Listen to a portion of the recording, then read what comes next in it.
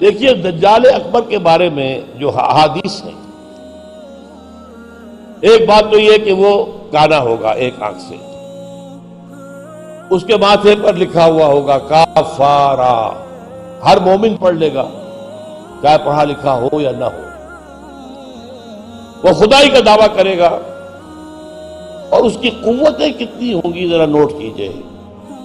لا تضع قریۃ الا حبطها فی 40 لیلۃ، مسلم شریف کی روایت ہے. پوری دنیا میں ایک ایک بستی کے اندر وہ گھوم جائے گا صرف 40 دنوں میں. کیسی سواری اس کے پاس ہوگی، کیسی صورت والی سواری ہوگی.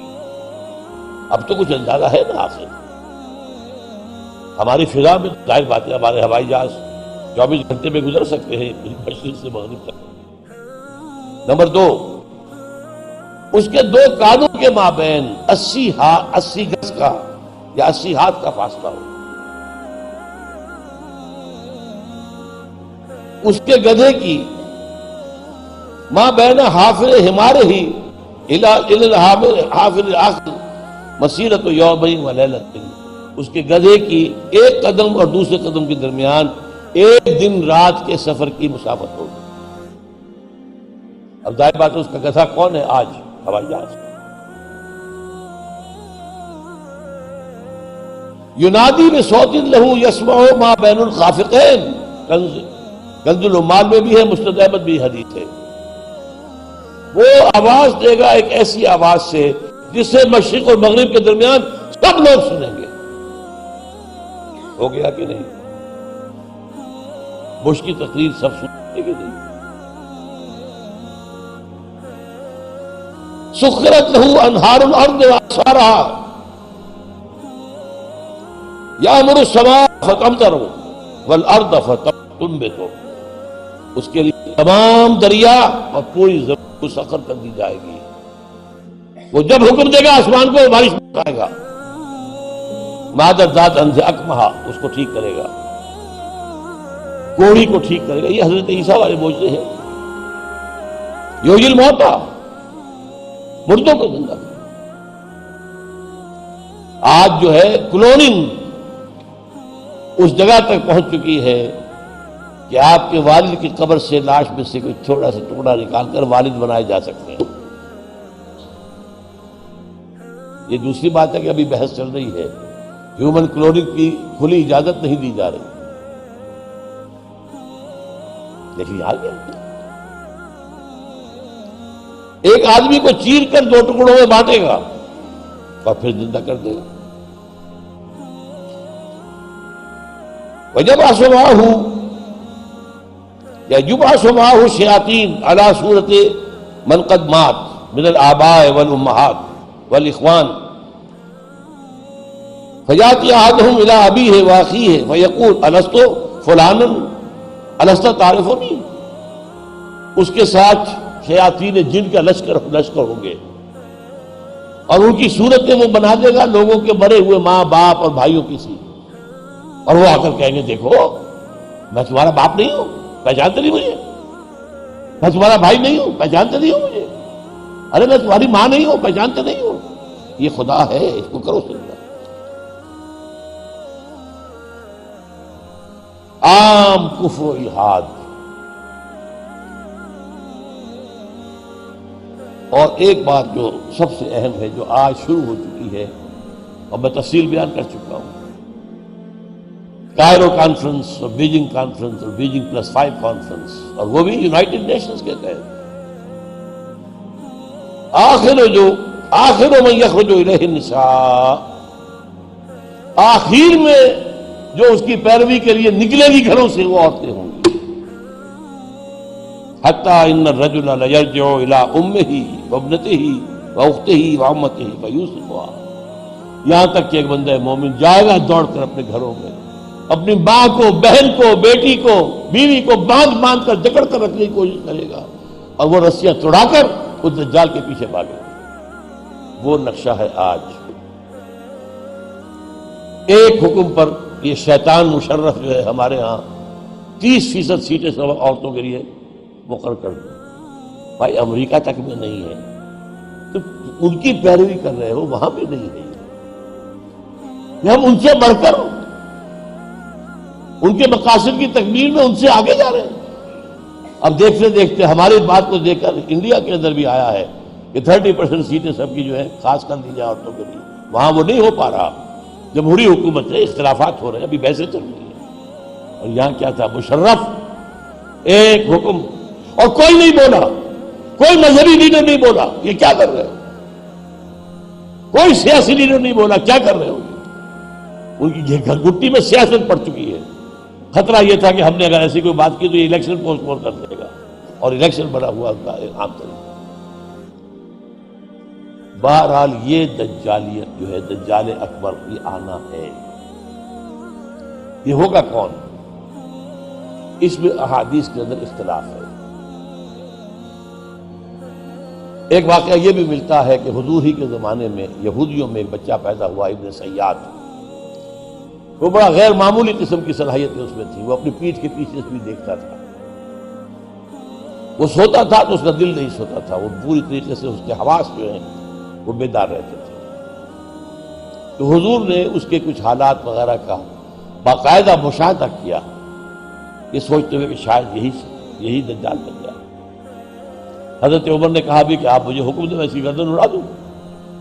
فرمایا نہیں، اگر تو یہ وہ ہے تو اسے قتل کریں گے عیسیٰ ابن مریم، تم قتل کرنے والے نہیں ہو، اور اگر یہ وہ نہیں ہے تو خام کا گناہ خون کا جو ہے تمہارے اوپر الزام آتا ہے۔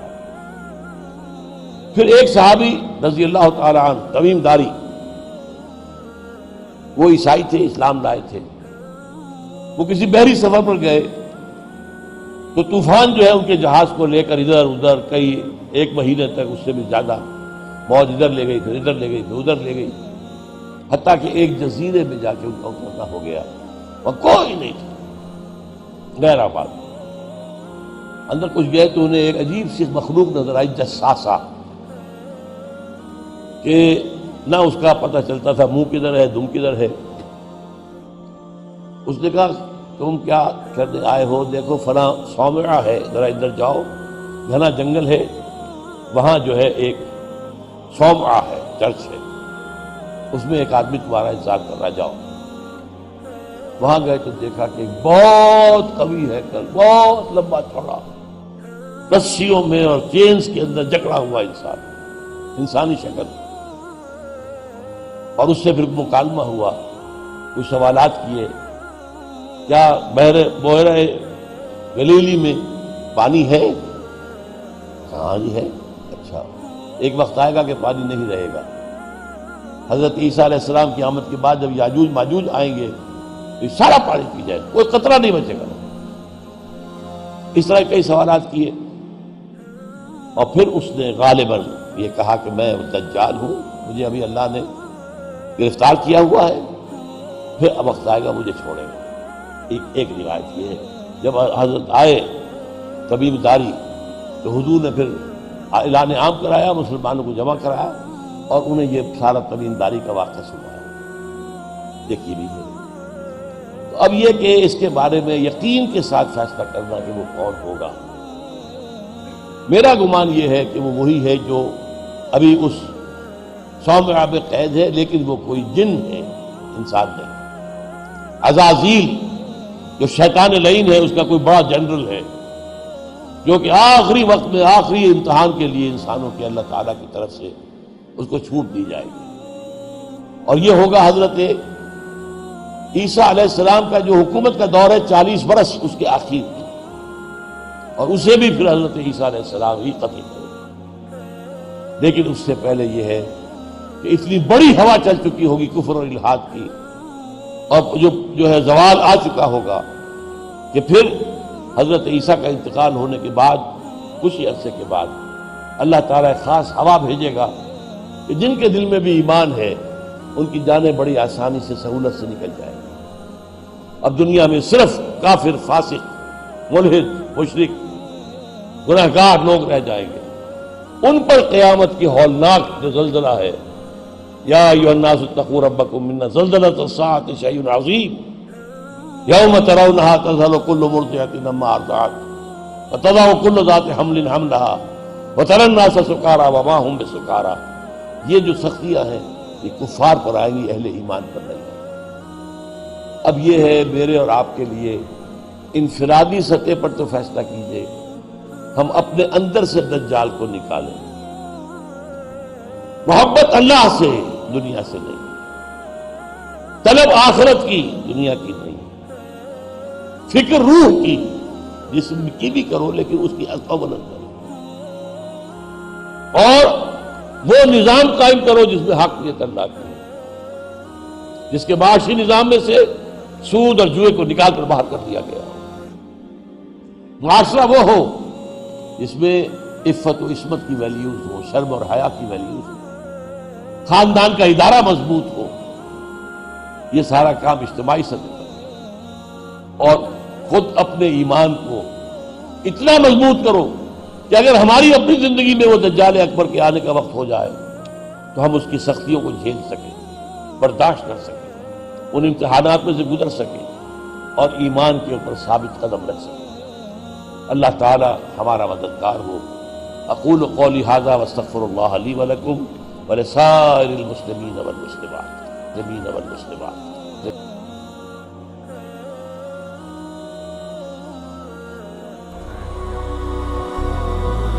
هي الحلقات تحفظني بآيات من القرآن، هي الحلقات تملأني بحب المصطفى العدنان، هي الحلقات تحفظني بآيات من القرآن، هي الحلقات تملأني بحب المصطفى العدنان، وأخلص